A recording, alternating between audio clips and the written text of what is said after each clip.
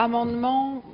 dont je vais vous parler de la rectification tout à l'heure, a pour objet de permettre aux artisans photographes, aux industriels de la photographie de continuer à pouvoir exercer leur métier.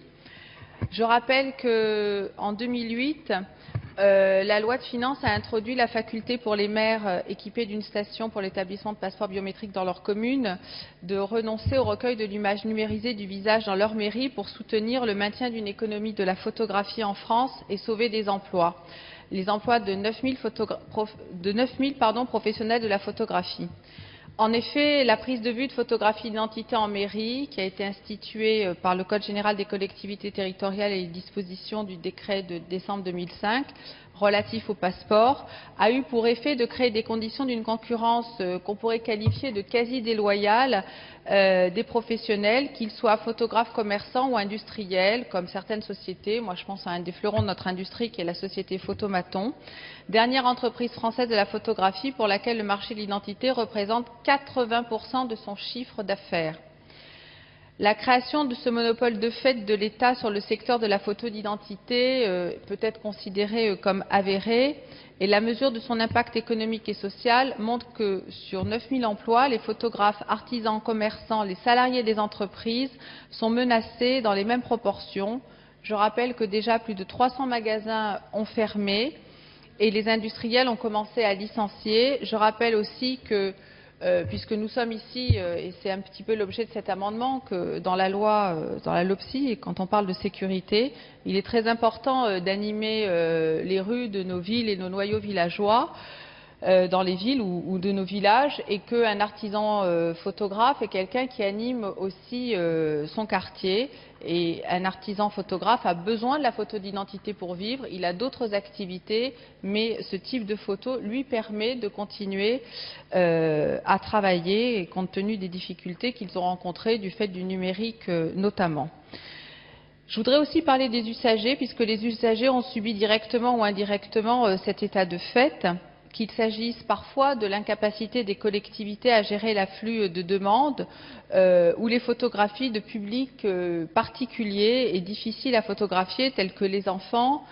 certaines personnes âgées ou handicapées ou certaines personnes qui portent des couvre-chefs pour des raisons diverses. Je voudrais aussi insister sur le fait que la photo d'identité ne peut être considérée comme une activité régalienne et elle se justifie encore moins en l'absence de carence du secteur privé. Les professionnels de la photo, qu'ils soient commerçants, fabricants et exploitants de cabines automatiques de photo d'identité, savent répondre aux besoins du marché et c'est une donnée importante. Ils ont investi plusieurs millions sans soutien ni réparation de l'État pour répondre aux nouvelles normes en matière de photographie d'identité. Ils peuvent devenir des professionnels éventuellement qui participent à ce dispositif dont on a besoin pour les photographies d'identité. Aujourd'hui, sur les 2000 communes qui s'étaient équipées de stations biométriques, 1000 maires ont d'ores et déjà renoncé au recueil de l'image en mairie pour soutenir l'activité des professionnels de la photographie. Cependant, aujourd'hui, afin qu'il n'y ait pas de système à deux vitesses et pour préserver l'intérêt de tout le monde et aussi pour s'aligner sur ce que font de nombreux pays de l'Union européenne, comme la Grande-Bretagne, les Pays-Bas, le Luxembourg ou l'Allemagne, nous pouvons adopter un système de remise photographique papier qui fonctionne parfaitement dans le cadre de l'application d'un décret européen qui établit des normes pour les règlements sécurisés des éléments biométriques intégrés dans les passeports et les documents de voyage qui sont délivrés par les États membres. L'amendement que je souhaite vous présenter a pour objet de permettre le recueil de l'image numérisée du visage par des professionnels de la photographie pour tous les documents sécurisés. Je vous propose deux choses. La première, c'est de faire en sorte que les professionnels de la photographie puissent réaliser des photos requises pour les documents officiels, à l'exception du passeport, pour lesquels l'état actuel du droit doit rester inchangé, et puis pour une période qui pourra être définie ultérieurement par décret. Par ailleurs, la seconde proposition réside dans le fait que le nombre de communes qui peuvent utiliser la photographie des stations biométriques est figé à la situation constatée au 1er janvier 2011. Mes chers collègues, vous avez entre les mains un premier amendement que ma collègue Brigitte Barège à sous-amender pour reprendre les deux idées maîtresses que je viens de développer, c'est-à-dire garantir aux professionnels de la photographie la réalisation de photos requises pour les documents officiels dans un premier temps, c'est le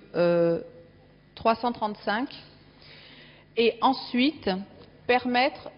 aujourd'hui de figer une situation, c'est-à-dire qu'on ne débranche pas les appareils qui existent, mais on n'en réinstalle pas d'autres, et on permet ainsi aux mairies de continuer à pouvoir faire des photos pour les passeports, si elles souhaitent continuer à le faire. Mais on permet aussi aux photographes et aux artisans photographes de pouvoir faire des photos d'identité pour les passeports éventuellement, pour les cartes d'identité et pour tout d'autres documents.